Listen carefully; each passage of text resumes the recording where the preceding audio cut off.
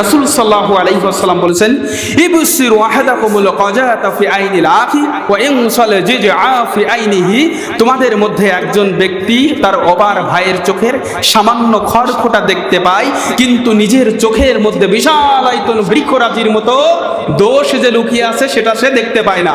সুতরাং আমরা সবাই পাপী, আমরা আপন পাপের বাটখারা দিয়ে আমরা অন্যের দোষ মাপি। আমাদের সবার মধ্যে কিন্তু পাপ রয়েছে, সুদের পাপ, ঘুষের পাপ, জেনার পাপ, ব্যভিচারের পাপ, কিন্তু আমরা সেগুলো না দেখতে পাই না। বরং পাশের বাড়ির প্রতিবেশী কি করলো, কার মেয়েকে নিয়ে গেল, কার ছেলেকে নিয়ে গেল, এটা নিয়ে আমরা প্রশংসা করি, পরনিন্দা করি। অথচ আমার নিজের মেয়ে যে ভাগিয়ে নিয়ে যাচ্ছে সেটা নিয়ে আমার ভ্রুক্ষেপ নেই। আমাদের সমাজে এমন অনেক মানুষ রয়েছে যার নিজের মেয়ে চলে যাচ্ছে, নিজের ছেলেরা অপকর্ম করছে, সে সেটা দেখতে পায় না। অথচ পাশের বাড়ির প্রতিবেশীর ছেলে মেয়েরা অপকর্ম করলে সে সেটা খুব দেখতে পায়, সেটা নিয়ে খুব আলোচনা সমালোচনা করে।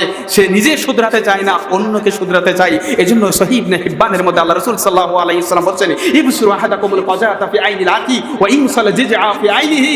তোমাদের মধ্যে একজন ভাই অপারের চোখের ছোট ছোট খড়কুটা দোষগুলো দেখতে পায়, কিন্তু নিজের চোখের মধ্যে বিশাল বৃক্ষরাজির মতো দোষ দেখতে পায় না। প্রিয় ভাই আমার, সুতরাং সর্বশেষ বক্তব্য শেষ করছি। সূরার নাম কি? বলেন, সবাই বলেন। সবাইকে বলতে হবে যে সূরার নাম কি? কত নম্বর সূরা? মাক্কি সূরা নাকি মাদানী সূরা? এই সূরার মধ্যে কয়টি আয়াত রয়েছে? কয়টি পাপের কথা বলা হয়েছে? কয়টি শাস্তির কথা বলা হয়েছে? আকুলু কাউলি হাযা আস্তাগফিরুল্লাহ লি ওয়া লাকুম।